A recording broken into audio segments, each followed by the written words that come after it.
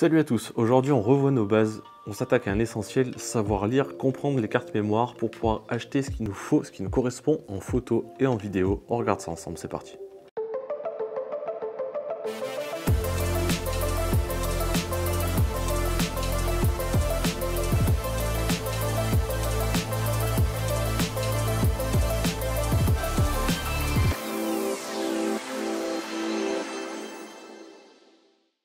Alors déjà, on va aborder les trois formes, les trois types de cartes les plus couramment utilisées. Déjà, on a la micro SD, qui est toute petite comme ça, utilisée en général sur les caméras action ou sur une bonne partie des drones. Okay, on peut aussi les utiliser en photo et en vidéo, mais pour ça, il va nous falloir un adaptateur dans lequel on va venir glisser sa carte et qu'on va utiliser comme une carte SD.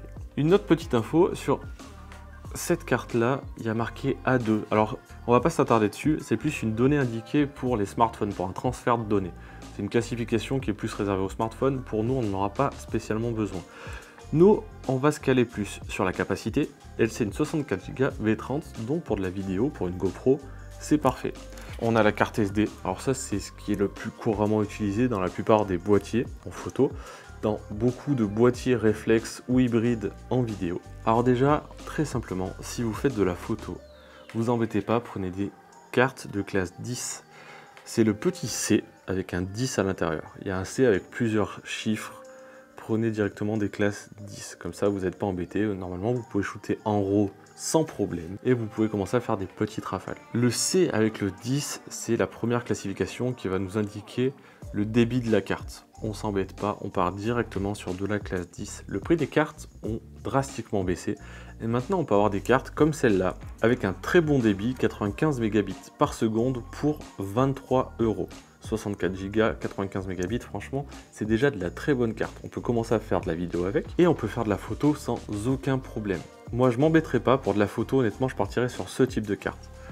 Classe 10 minimum, avec un 95 en débit et on est très bon. Ensuite, si vous faites de la vidéo, on va s'attaquer à un autre chiffre, c'est le V. Ok ? Là, cette carte, c'est une V30. Donc à partir de là, on peut commencer à faire de la vidéo en Full HD et en début de 4K. Sans aucun problème. Après, si vous voulez faire du 4K slow-mo ou 4K avec des codecs un peu plus gros, il va falloir passer à la V60 et pour les plus gros boîtiers, notamment sur la 7S3, pour pas brider votre boîtier ou peu brider votre boîtier, il va falloir passer sur des V90. Plus le V est haut, plus le taux de transfert sur votre carte sera élevé. Et plus le taux de transfert sera élevé, plus vous pourrez enregistrer une grosse quantité de données sur un laps de temps relativement court. Ensuite, on a le sigle SDXC1. C'est le nom du bus qui va permettre le transfert. Le XC1, c'est la base. Ensuite, on a le XC2 qui va rajouter une rangée de bus et qui va permettre un taux de transfert plus élevé. Honnêtement, il n'y en a pas forcément besoin. Si vous l'avez, c'est mieux, mais ce ne sera pas forcément compatible avec tous les boîtiers. Celle-ci, je m'en suis servi pendant des années. La 64 Go, 95 mégabits de transfert V30. Pour la vidéo, elle m'a été utile pendant des années et des années. Maintenant, j'ai acheté un R5. Et j'ai dû changer mes cartes, j'ai dû passer à la CF Express. Alors là où la micro SD coûte à peu près 19-20 €, là où ma SD m'a coûté 23 € pour 64 Go, ici ma CF Express m'a coûté 500 €. Pourquoi? Parce que déjà c'est une plus grosse capacité, faut pas se le cacher, on passe de 64 à 512 parce que en 8K ou en 4K 120 images par seconde en 4:2 bits sur mon boîtier, ça fait des gros volumes à transférer, ça fait des gros volumes à stocker. Et surtout, on est sur un transfert plus de 95 mégabits par seconde, mais de 1700. Il me faut 1700 de transfert pour pouvoir filmer en 8K. Donc plus vous allez monter en qualité, plus vous allez monter en définition, plus vous allez monter en fréquence d'image, plus il va falloir payer cher ces cartes. Pour avoir un enregistrement de qualité et éviter d'avoir une saccade sur vos images parce que le boîtier n'arrive pas à enregistrer suffisamment vite sur la carte parce qu'elle n'est pas assez performante. Voilà, on a fait à peu près le tour des cartes, donc la classification, le V et surtout la taille de stockage par carte. C'est surtout les éléments les plus importants. En dessous de classe 10, honnêtement, vous embêtez pas. Ne les prenez pas, c'est pas cher, mais c'est déjà trop cher pour ce que c'est et vous risquez d'être embêté. Au niveau des cartes, moi je vais vous recommander deux marques. ProGrade et SanDisk. J'ai beaucoup de cartes SanDisk que j'ai utilisées pendant des années et j'ai jamais eu aucun problème. Ensuite, on a des cartes et on les jette pas dans le sac comme un bourrin quand on a fini de tourner ou quand on part de la maison. Alors des boîtes, il y en a de tous les types, de toutes les tailles, en plastique, en alu, avec du caoutchouc, étanche, pas étanche, à vous de voir. Moi j'ai utilisé ce genre de boîte pendant des années. Ça vaut pas très cher, ça vaut aux alentours de 10 €. On peut rentrer 10 micro SD et 4 SD. Déjà, vous êtes pas mal. Au pire, vous prenez pas des 64, vous prenez des 128. Ça fait 4 cartes de 128 plus des micro SD pour vos drones ou caméra action. Vous pouvez filmer un sacré paquet de temps, vendre en pire, tout ça.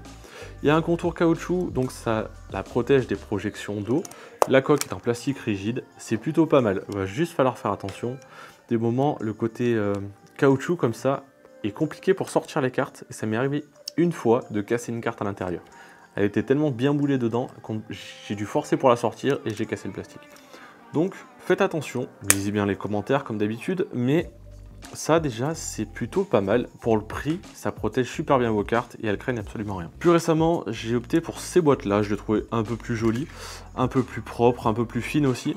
Celle-ci c'était pour mes CF, donc c'est juste un tiroir avec 2 emplacements entouré de mousse relativement douce avec un alu brossé à l'intérieur et à l'extérieur et une petite roulette pour la fermer et qu'elle ne s'ouvre pas dans mon sac. C'est plutôt bien fait, c'est cool et ça vaut environ 15 € je crois. J'ai tout pété. J'ai tout cassé, c'est pas bien, non. Et j'ai ma boîte Small Rig. Alors celle-là, je l'aime bien parce qu'elle fait à l'accueil tout et n'importe quoi. Alors, à l'accueil, 3 SD, 2 micro SD, elle a un bloc pour mettre une carte SIM et le petit aiguille pour changer votre carte SIM de téléphone. J'ai trouvé vraiment super cool, ça permet d'accueillir pas mal de choses, ça vaut 12 €. Je trouvais ça assez sympa, du coup entre celle-là pour mes SD et micro SD et celle-ci pour mes compacts flash, ça fait pas une grosse épaisseur, ça se met n'importe où dans les sacs, c'est costaud, elles sont bien protégées même si ça écrase un peu parce que je le charge des moments bien assez. Et on a zéro problème. C'est important, protégez votre matériel, protégez vos cartes, vos optiques pour ne pas avoir de surprise. Le matériel photo, le matériel vidéo coûte assez cher et des moments ça vaut le coup de lâcher 15 € de plus pour éviter d'en redépenser parce qu'on casse du matériel. Et dernier élément à prendre en compte, certains ordinateurs n'ont pas de lecteur de cartes ou alors ils ont juste un lecteur de SD. Alors il faut penser à acheter des lecteurs. Vérifiez que vos lecteurs soient au minimum en USB 3. Si ce n'est en USB-C pour pas mettre des plombes à vider vos cartes. Et vérifiez aussi la capacité du lecteur en lui-même. Normalement, il vous donne le nombre de mégabits par seconde, comparez-le avec ce qui se fait à côté pour avoir du matériel quand même de qualité. Alors mon lecteur, il est de la marque ProGrade, il vaut 80 €. Je sais, c'est super cher pour un lecteur de cartes, mais il a un transfert super rapide, il est en USB 3 ou en USB-C.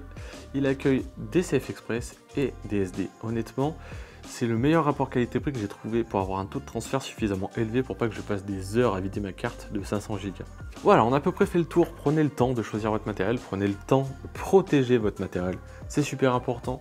Et je vais vous donner un dernier conseil. Plutôt que d'acheter une carte 128 Go, achetez 2 cartes 64.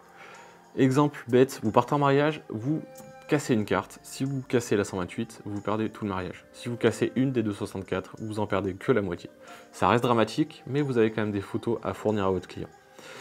Voilà, j'espère que la vidéo vous a plu. Si vous avez des questions, si vous avez comme d'habitude un avis différent, n'hésitez pas à me le mettre en commentaire. Et moi je vous dis à la prochaine. Ciao!